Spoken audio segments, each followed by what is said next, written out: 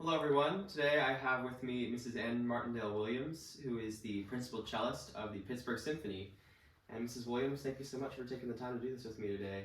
Thank you. It's Really my grateful pleasure to have and you. my honor. Thank you. Yeah. All right, so the first question I have for you today is, with whom did you study and who was most impactful on your development as a cellist? Well, my mom was a cellist and a professional cellist. And we had an agreement that probably parents teaching children is not the easiest thing. So she was always in the room, the next room, but she was not my teacher. I studied with her best friend, Meta Watts, who was the assistant for my eventual professional teacher, who was Orlando Cole in Philadelphia. And I would have a lesson or two with Mrs. Watts and then see Mr. Cole. And then eventually I went to the Curtis Institute of Music in Philadelphia and studied with him. All right. And how did you decide that you wanted to become a professional cellist? I didn't want to. Music was always in our house. My mom, as I said, was a cellist. My sister was a violinist. And we played trios and there was always music in the house. And music is so demanding of your time and of your energy and of your brain and of your body, of your whole being. I wasn't sure that I wanted to give it that much. I was interested in other things. Even through high school, I thought maybe I wanted to be involved in music therapy because I could see, I knew how effective it was. I would spend summers working with Down syndrome kids and how much they loved music.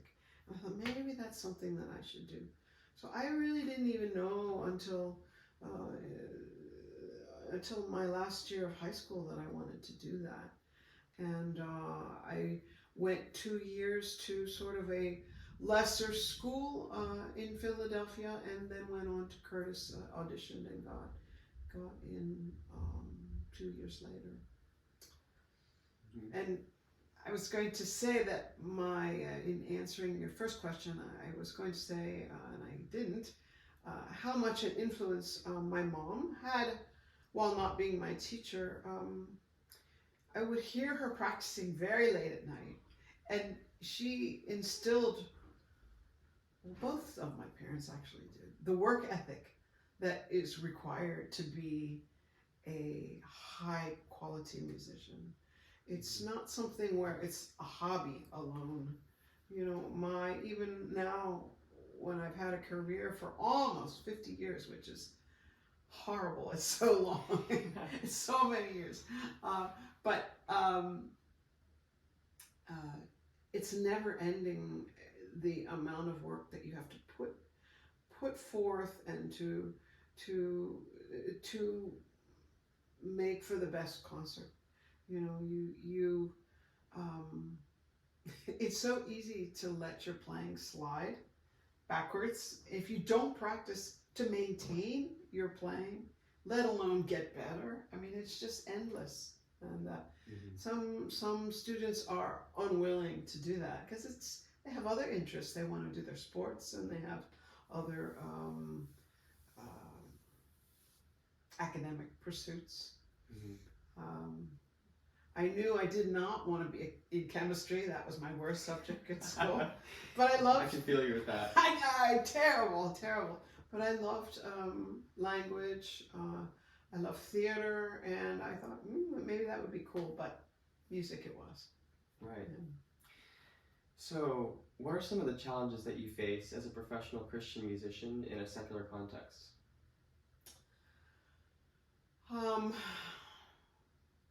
Challenges. I think one of the challenges is to behave always in a Christ-like manner, or in a manner that I would be, that Christ would be honored in what I said to people, how I said. I'm in section leader. I have 11 cellists sitting with me, and I must be kind, respectful, and sometimes that's not the way I feel. Same thing when your conductor's yelling, screaming at you for doing something, and we're human. Our response is, I'm doing my best. Our human response, and we have to measure our words and think what we say. That what we do is honoring to God, both in our speech and in our playing. That's one of the things. The other thing would be ego. To be an excellent musician, I believe you have to have some sort of a feeling that what you're doing is right and good, but not let it balloon to it's the only good. I'm the best. I'm better than you, and that is something to control our ego. That's something I think that all musicians struggle with. That either that or musicians struggle with the idea that I'm no good, I'll never be good enough, and that's another the opposite side. Right. And both are dangerous because I think that it doesn't allow God to work through you. Exactly. And we in Pittsburgh have a wonderful I don't know how they've protested and they don't want us to do it anymore, but we pray before concerts with our music director, Christians and some not Christians. Many of all faiths have come together to pray that God would be honored in the concert and that He would bless those that are listening. So I think to remain God-centered in what we do, Christ-centered in what we do, so that it doesn't become all about me. Right. Or all about music. Great. I mean, music is so important, but music should not be number one in our lives, nor our God in our lives. I have some very good friends who are excellent musicians who say, I don't know what I would do if I didn't have music, because music is my God.